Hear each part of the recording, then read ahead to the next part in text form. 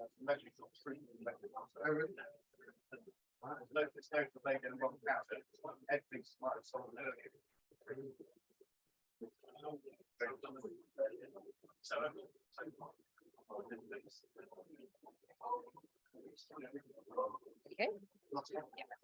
Yeah. Thanks.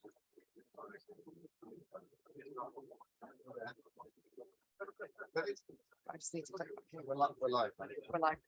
Okay. Good morning for those who are here. Good afternoon, good evening, whatever for those who may be listening, watching from further afield. So, because this is being live streamed on Facebook, etc. So, anyway, I did talk about something about my collection of the Chalon Heads, which is in the frames on show here earlier in the week, but this is a completely different presentation on that, and it goes. It talks about Perkins Bacon in association with the Queen's Head that is in the title here. But I want to just talk a bit about Perkins Bacon and how they did things, because that explains quite a lot of what goes on elsewhere. This central bit there, which is always known as a banknote plate, it's about the size of a large banknote, probably engraved in the USA in about 1816. This is an original version, which was tipped into a book by Thomas Joplin on banking. It's one of the handbooks on banking, published originally in 1822, and the 1826 or 7 edition had this tipped in as one of the pages together with another banknote. Now, this is a very important archival document for the Perkins Bacon's productions, because most of what Perkins Bacon did, they actually cobbled together designs from bits and pieces of engraved material that they had.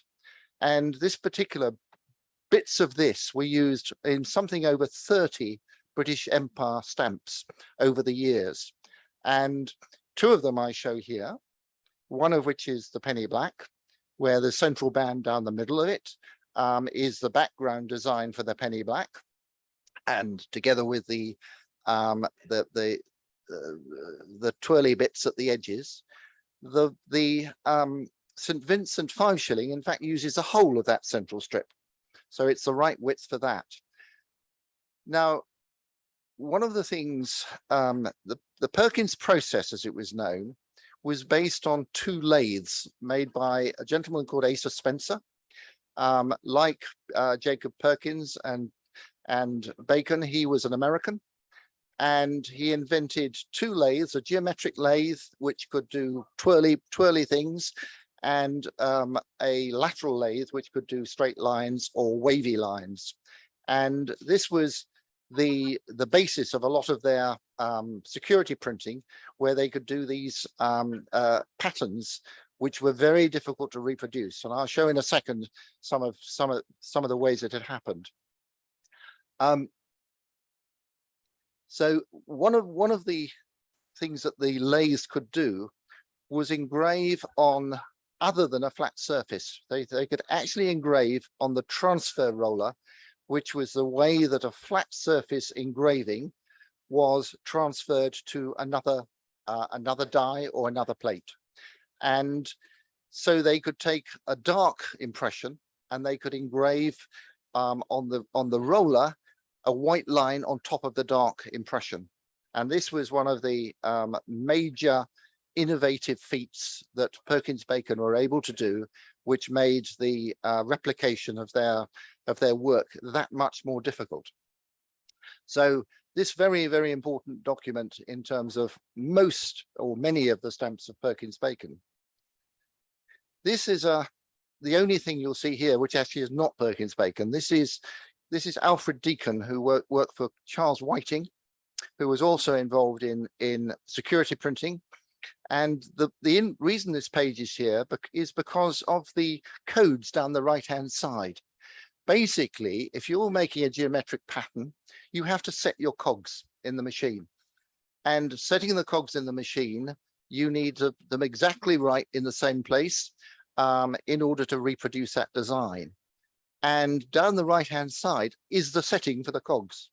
And so you'll see there when that would mean something in terms of if you wanted to reproduce that design, you would use that setting on the right hand side, and on the left shows what it will produce. This is quite a sad document, because at the bottom it tells us that Alfred Deacon had a stroke. Described here as taken ill with paralysis of the brain. In other words, he'd had a stroke. And so we can date this therefore quite accurately, because he had his stroke in December 1865. In terms of the Chalon Head, there are two distinct heads, one of which on the left is taken directly from the frontispiece on my first slide there, which is in fact from a painting by Alfred Edward Chalon himself, with the Queen in her coronation robes at the time she visited the House of Lords.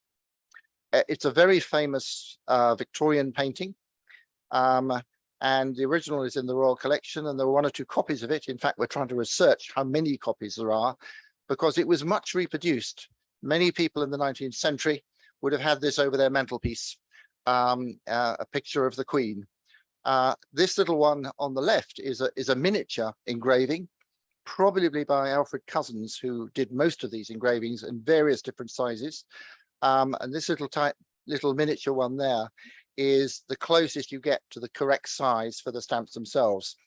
It is engraved, and it could be a sort of an original die of that. It comes out of the Robson Lowe collection, and so has quite a long history to it. But this particular design was only used for two stamps. It was used for the penny stamp of Nova Scotia, which was issued in 1868, I think I'm right, maybe it's 63, and for the stamps of New Zealand, where they had a whole range of values of that.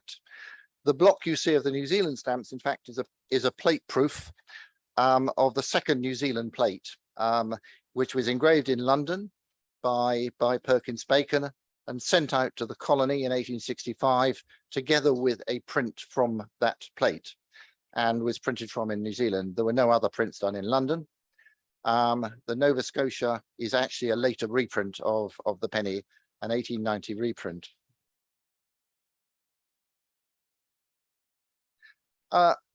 Many collections of New Zealand start on the first page with a proof of this roundel on the top left.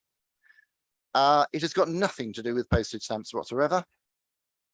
It is a roundel for a banknote, and there's about 8 or 10 different banknotes from different banks which use that particular design in various ways. This, I think, is rather a nice one, because on the right you've also got a picture of Prince Albert. I don't know exactly when it was engraved, because I think it was probably earlier than that. This is actually dated in pencil, 1856, but you will see that those enlarged bits, bottom left, bottom right, show that the design was designed and engraved by two of the great designers, engravers of their time.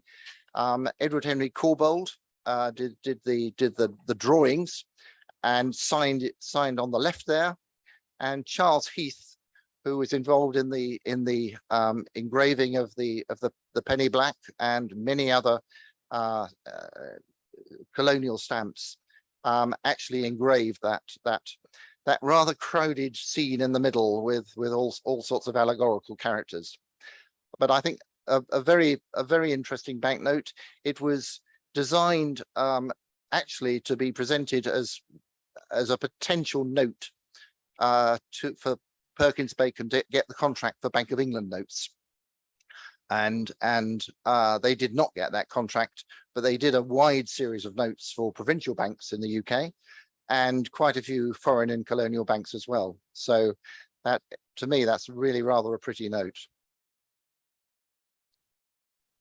This is the first use of the head of the coronation robes head, which is the penny of Nova Scotia. These are plate proofs from the original plates of the other values as well, but the ones down the bottom obviously are the ones that use in the portrait of that. New Zealand, that is this. There is that little proof of the full portrait at the top, and these are die proofs of the first 3 issued stamps: the penny, the tuppenny, and the shilling, which were issued in about July 1855. I'm not sure that we know exactly what the exact date is, but the announcement was 20th of July 1855 on that. Like many colonies, particularly the Australian colonies and New Zealand, actually there were not many stamps printed in London from these plates. What tended to happen was that the design was agreed. Perkins Bacon then engraved the dies, made the plates, probably took some pulls from those plates, and sent the plates, the paper, all the machinery, the printing machinery, and everything to do with it, including things like the postmark implements, inks for the postmarks, inks for the printing of the stamps. And so you had a complete printing kit that was packed up into packing cases and sent off to the other side of the world. And these die proofs would have been done in London to test the dies. What you've got here is the local prints. When the plates arrived in Auckland, they were taken on by a local printer called John Richardson. And John Richardson did in fact do a trial using the paper that arrived, which is the paper with the large star watermark. The problem with the paper with the large star watermark, it's a very hard surface paper. And actually you needed to be quite a skilled printer in order to get a good impression from the plates onto that paper. And you'll see in quite a few colonies that local prints were done on a much more forgiving paper, and that is exactly the case here. So these are the first 2 local prints. The one on the left there is on blue paper, which was the first ones he did. The 3 values, penny, tuppence, and shilling. This was a softish paper that gave quite a good impression of that. When the blue paper ran out, they went on to white paper, and this is, so the 3rd issue of New Zealand is the one on the right, where again a local unwatermarked softish paper that took a good impression of that. So those are the first 2 local prints.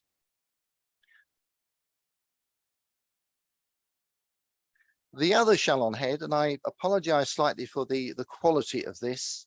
It comes out of the Queen's collection. Michael Seffi, I'm afraid, wasn't very good on the scanner that day, so it's a bit hazy. So, for which my apologies. It's the best I've got. And this little sketch was done by Edward Henry Corbould. It was done in 1854, we know that, and it is pretty much based on the coronation robes portrait by Alfred Chalon, and is known as the Shalon Portrait. It is the other Shalon portrait of this. Corbould, who was one of the society painters of the time, very close relationships with Perkins Bacon, and did a number of sketches and things for them. And this is the master, and it was done for the stamps of Tasmania. So Tasmania, which issued its first stamps first London printed stamps in 1855, they had already issued some locally printed ones, the penny and the fourpenny, and then they ordered from London. And so you get on the next slide, you'll see on the left, in fact, is a reprinted die proof of the first Chalon for which that portrait was done. And it is the only of one of the Chalons done in this larger size. And so you had all the other ones were done in the small size, which is in fact the same size as the penny black, exactly the same size. But I mean, to me, this is a lovely portrait when you see it in quality prints like this.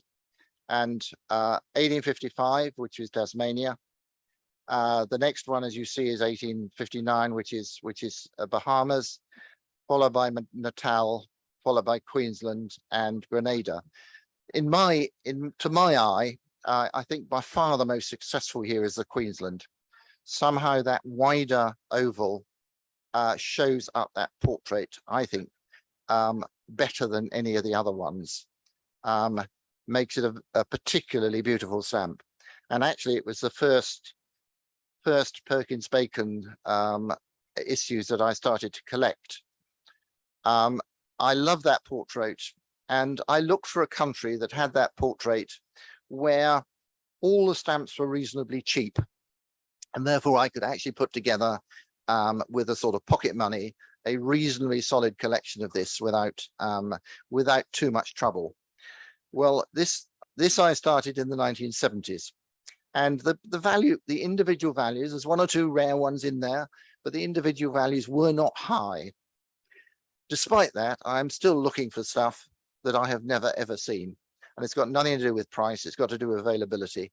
And so even though the price when you find it isn't great, the actual finding of it is often very difficult. One of the other things is many of these stamps are not that rare. What they are rare in is really fine condition. So you really have to look at quite a few before you find one that you don't think 6 months later, why on earth did I buy that? And I'm sure we've all had a few of those in our time. So quality is lasts, and quality is quite hard to find on these. Average copies are much easier. R.B. Yardley, in the book on Queensland published by the Royal, did a study of the Shalon portraits. And this is, I just want to throw back to the way that Perkins Bacon actually constructed their plates. Yardley came to the conclusion there were 5 different Shalon portraits. So you've got there Tasmania, Bahamas, Natal, Queensland, Grenada. And he identified differences in those portraits. Now, it actually comes from, all of these come from the same original, the same master. Perkins Bacon did not re-engrave a design like that. It was far too much time and trouble to do that when you've got a master die. What happens when you take a roller impression from a master die, the master steel die, and you harden that roller and you use that roller to roll in the multiple impressions on the sheet, the pressure that you use is significant. So what actually happens is that you get distortions. And what these show, what Yardley was looking at as being different heads, are just distortions from the process of making the plates. And so one head only, differences in the cast of the eye, differences in some of the bits on the top of the on the crown, differences on the earring in particular. So he had identified these as being different dies, same die, but the process means that they were they got these distortions. So Yardley, who's normally very reliable indeed, was not right on this one. Now I just want to run through some of the stamps themselves from the colonies here. Starting date-wise, the stamps of Tasmania. The left one here is actually the London prints. So these are the 3 colours that numbers of sheets went out with the plate to Hobart, together with all the other printing and inks, etc. And so the London prints, which are done on large star paper that was specifically made for these slightly larger stamps. Perkins Bacon did ask the UK authorities whether they could use a crown, and were told no, the crown is for use on GB stamps only. So you've got to go and find something else. So they found a star as being their master watermark for their colonial issues. Later, you will see the small star. This is the large star, which is designed specifically for these slightly taller stamps. They're the same width as a penny black, but they're slightly taller. And the watermark fits them perfectly. The first local printings, which are the ones shown on the right, were done on, despite the fact that they had star paper sent with them, was done on a locally sourced paper, unwatermarked local paper. That block, which looks like it might be fiscally used, is not. If you actually look at it, it's a number with some lines in there, and in fact it is a manuscript cancellation, manuscript postage cancellation. It was actually rather cheap in the auction because I think everybody thought it was fiscally used. So I was rather pleased with that because it's also probably the largest used block. Again, locally printed ones on the left, they ran out of the penny stamp, which was the local town rate, and they printed on what philatelists call pellicle paper. So it's a very thin, fragile paper. Very distinctive color, all the same, and so that's an example of that. I haven't got, I'm not showing the later issues, the sixpence and the shilling. What I am showing there is some of the dies. These are actually reprinted dies of designs that were done for, some of the issued ones were done for Chalon. So down the bottom left, you have the Chalon Head, but also examples were done with the Chalon Head in it. And so you had a sixpenny value and a shilling value using these octagonal designs. I think these are absolutely stunning. And one of the reasons I started collecting Perkins Bacon actually was how beautiful some of the reprints were. Lovely colors, beautiful designs, and of where they really fit into the story is a bit problematical. For eye appeal, I think they're very high on the list. And so, and I think people would agree with that when looking at that. The next colony to use the head is Bahamas, and the original Perkins Bacon Bahamas was a penny value, inscribed interinsular, so it was used locally among the islands there. And later, in fact, they had a fourpenny and a sixpenny as well. These are scarce stamps. One of the things you notice, if you can read it on the bottom of the right page, it shows you the number of these that were printed. And I mean printed. So there were something like 2,000 of these, not 2,000 sheets, 2,000 of these, which rather explains why you can't have that many good Bahamas collections, because actually the material isn't there. Tiny numbers from some of these colonies. When you think back to the UK and you get 68 million penny blacks printed, well, 2,500 of early Bahamas is extraordinary. One of the other things it's showing is on the right-hand page, the beginning of perforation. Perkins Bacon were under pressure to perforate. All of their British stuff was perforated by this time, 1859-60, but it was all done at Somerset House. So Somerset House had comb perforators, and the whole of the stock of both Perkins Bacon and De La Rue were perforated at Somerset House.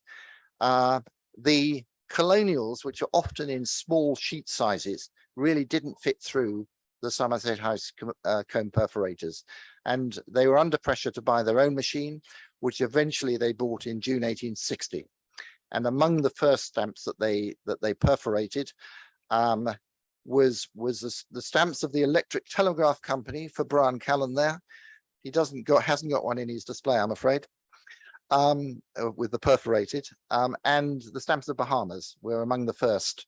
And the clean cut perf from the machine in its first state before the pins wore is an extremely difficult stamp to find. which are the ones at the top on the top right. These aren't Perkins Bacon, they're De La Rue, but they're printed from the Perkins Bacon plates. Perkins Bacon might have printed lovely things, but they were pretty inefficient as a business. And there were constant issues between them and the Crown agents for late delivery and getting the colours wrong, and all sorts of things went wrong. And they weren't terribly good at apologizing. They often try to justify the fact that, you know, and so there was really quite ill feeling between them. And in January 1862, the Crown agent contracts were moved to De La Rue. They asked for the plates back, and they transferred the whole lot, lock, stock and barrel, to De La Rue. De La Rue had never, De La Rue hated line engraved printing. They favor the typographic printing that they're best known for, but they soldiered on with the line engraved plates. And the other thing that they were really struggling with, they never had to perforate anything up to now. All their stuff that they printed was actually went to Somerset House to be perforated. So here we are, they've got the plates, they don't fit through the Somerset House perforating machines, and they want them perforated. And so the first year, 1862-63, they experimented with a number of different perforators. And on the left, you see the first one they use, which is basically big holes. We would call it sort of 11.5, 12. The rare ones at the bottom, which is if they missed a beat on one of the sheets, they often used another perforator to perforate the edge to correct that. And those compounds are among the great rarities. On the right-hand side, you see the perforator, the second one they tried, which was the Perf 13. And so they were getting better at it at this stage. And this is the one they adopted for the next 13, 12 years, something like that. So in 1863, they got a line machine that perfed 12.5, which was used across all the colonies until the gauge was changed to 14 in about 1876. And so the other thing you see with De La Rue is a complete difference of colors. I mean, if you go back to the sort of the dull colors, if you look at the right-hand sheet there, they're not very sparkling. If you look at some of the bright colors when you're in De La Rue, then they are much, much brighter, because what De La Rue were doing, they were using chemical inks which were coming in. So you had some aniline inks coming in at this stage, and so much, much, much brighter.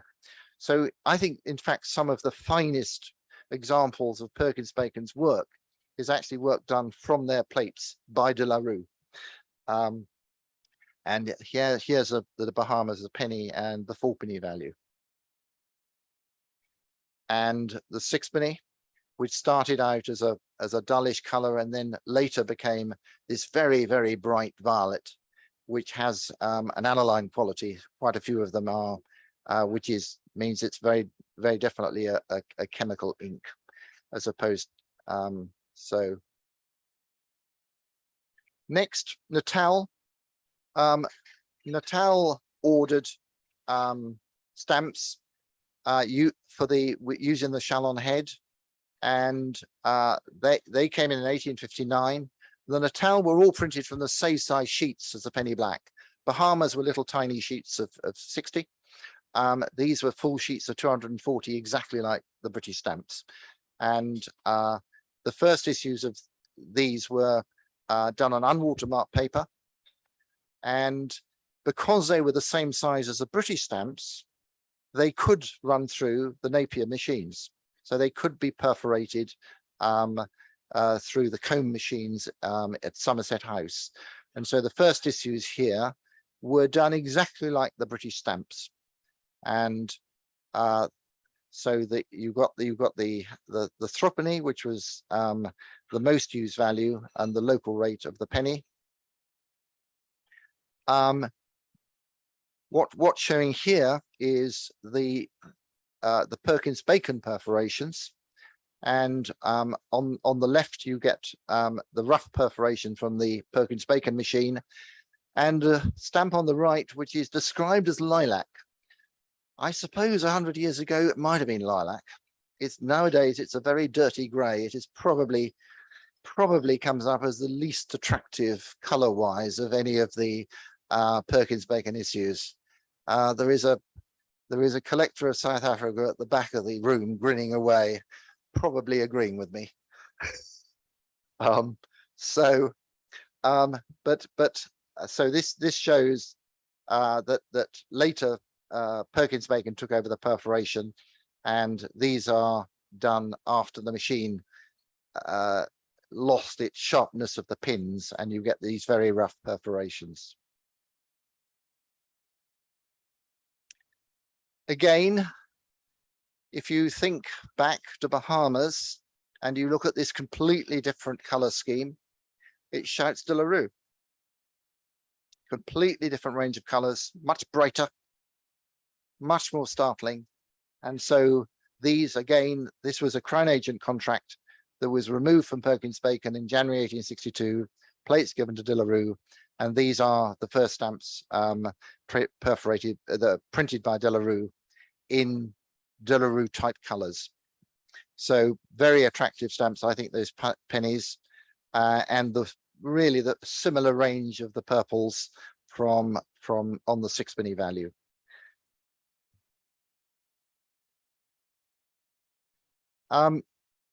One of the strange things about Natal is it didn't have postage and it didn't have any other inscription other than the value and the name of the colony.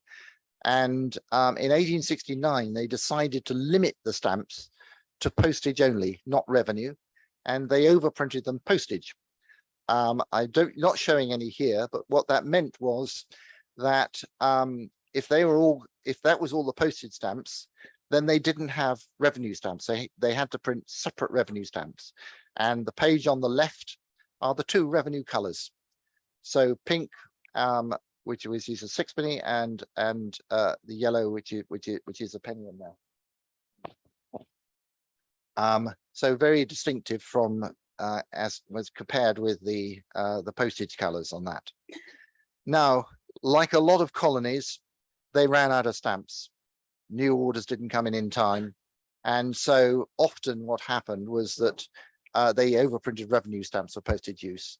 And the block on the right shows the yellow revenue stamp overprinted halfpenny for use as a postage stamp in 1877. And there's a whole range of overprints, surcharges of this period when they ran out of stamps.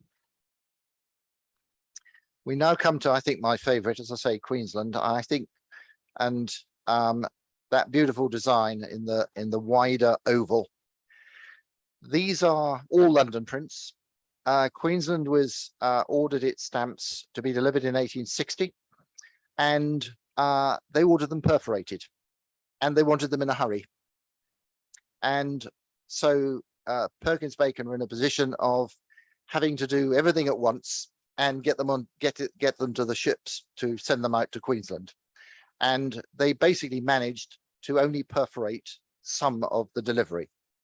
They perforated most of the sixpenny, quite a lot of the twopenny, and a small part of the penny. So you end up, these are so they're all delivered at once. They're all delivered in the end of 1860. And so there isn't an imperf followed by a perforating, that you could actually get a first day usage. I don't think any exist, but you could get a first day usage with a perforated stamp as well as an imperfect stamp. This is the other thing they hadn't got. They hadn't got paper that fitted the plate for these smaller stamps, because they wanted watermark paper as well. They had the large star paper, which was built for a bigger stamp, and they ordered smaller star paper for the Queensland stamps, but it didn't arrive in time because they were being rushed. And so the first printing of Queensland was on the wrong paper, large star paper, and a mixture of perforated and imperforate on that.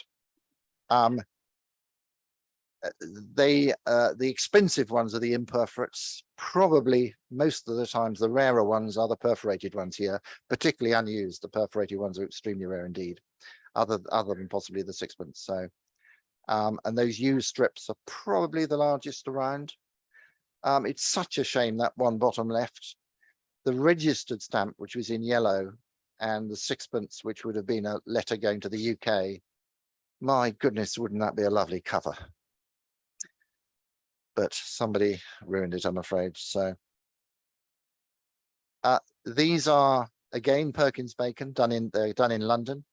When the small star paper came in, there was a very, very small printing in August 1860, and two new values were introduced, threepence, shilling, and a registered one. So they only exist on the small star paper. They were delivered probably very at end of 1860, maybe early 1861. But they're in terms of numbers printed, much smaller than the large star paper, with this clean cut perforation.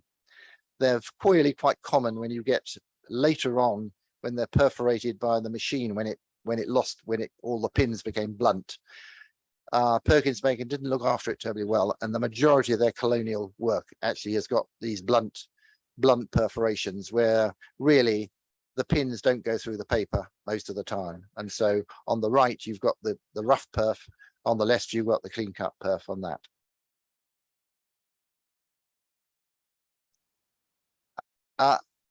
As I said, the plates went out to Brisbane and they were printed locally. The first printings were done again because of the difficulty of printing on this, on the London delivered paper. They used local paper, a softer paper that took a better impression. The page on the left, I think, is early prints, where with very, very fine quality. I do have a theory which I exposed the other day, and that is actually the quality of printing of some of Queensland is very high because they had some very good printers there. The reason they had some very good printers there is that they had been caught forging in the UK. And so they were exported to the colonies. Luckily, actually, because if they'd been caught forging before 1830, they'd have been dead because it was a capital offence. But by this time, you were sent to the colonies. And so I think we had some probably very, very fine craftsmen sitting in Brisbane and Sydney and places to do good work with those plates when they arrived from London. I can't prove it, but I think it's quite a nice theory, and it has a certain attraction to it. The page on the right is showing the registered stamp, and that in fact is printed on the London London paper, which is a small star paper. So Queensland did another thing that other colonies didn't do, and that is when they wanted a new value, instead of writing to London and saying, can we have a new engraved plate, please? They used the plates that they had got to make lithographic transfers. So they made their own plate to print locally.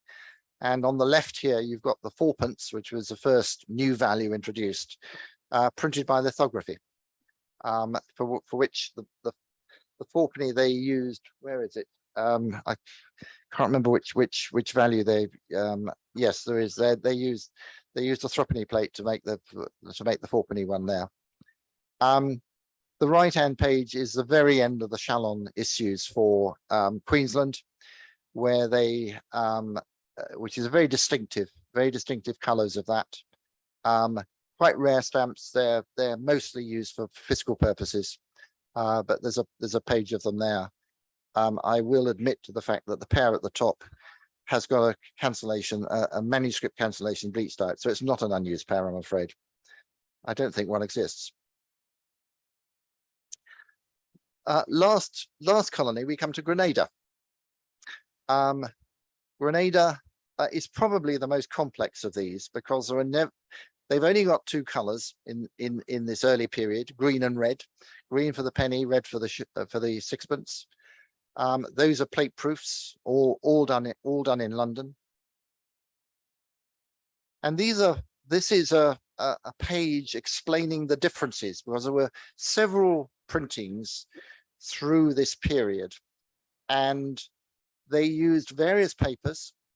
The plates were both 120, so 12 in a row and 6 rows. So they were half the size of the British penny plate. What that meant was when you're printing on the plates, the star papers, they would cut the star papers in half in order to print, and they could print it on, and they could print them upright, and they could print them sideways as well. Obviously, you can't tell whether they're inverted because of the same the other way up. But, and so you get a range of colors across this period on a range of watermarks and a range of perforations. And so all perforated by Perkins Bacon themselves, with one exception, and that is the blue one, the blue-green one, halfway down the left sheet on the left, which was in fact perforated by Somerset House. It was a problematical one for Somerset House because the smaller sheets didn't work terribly well in the machines and was a very high level of wastage, in fact. But this is just showing the different watermarks, the different colors. Really quite difficult to get to allocate singles on this. It is not easy. So you need quite a lot of them in order to be sure. Sixpenny is slightly easier because the colors are more distinctive. And the particularly interesting, I think the second and third rows, which is basically the same stamps evolving through the color range, which you see in other colonies as well. If you collect Barbados, you see exactly the same evolution of colors. The rose red in the early 60s through to the vermilions in the early 70s, and a sort of orange red in the middle. And so this is Perkins Bacon changing their inks, chemical inks coming in, and so you get these brighter colors towards the end of it.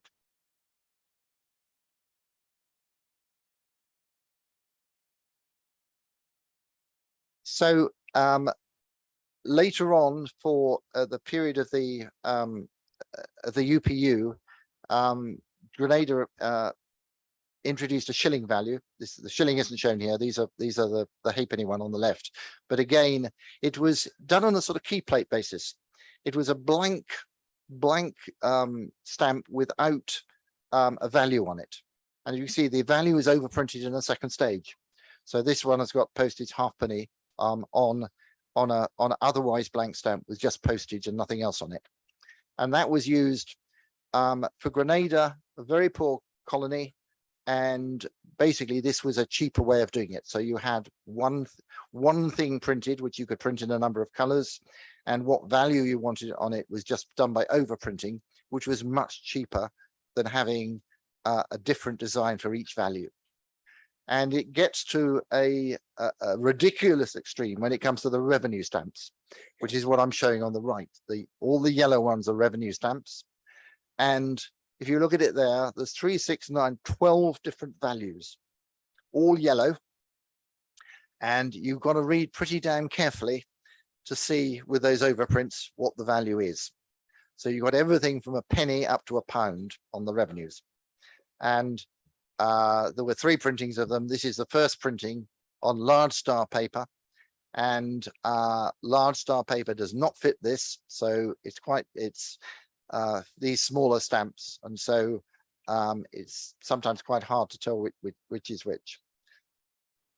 So that is the story of Grenada there.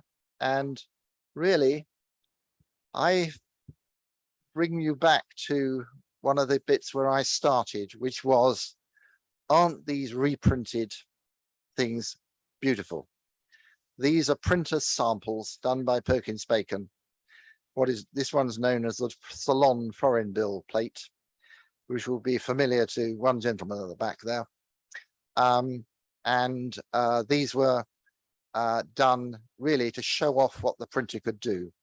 And there are 2 different styles of this plate, one with 2 additional heads at the bottom of that. But to me, they're problematical as where they fit in, but certainly in terms of visual appeal, I think they're wonderful. So thank you for your time.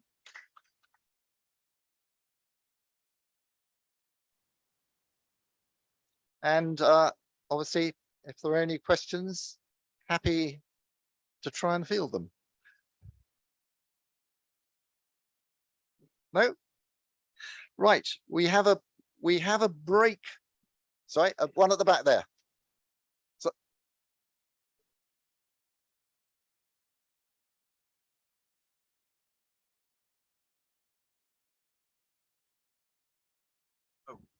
Well, I was only going to ask really that having got the penny black size, what was the thinking, the reasoning to go then to a taller stamp? Was there a specific? I don't know the answer to that. If you look at it, the larger size is Tasmania, New Zealand, Ceylon, Yes. South Australia, all went to that larger size.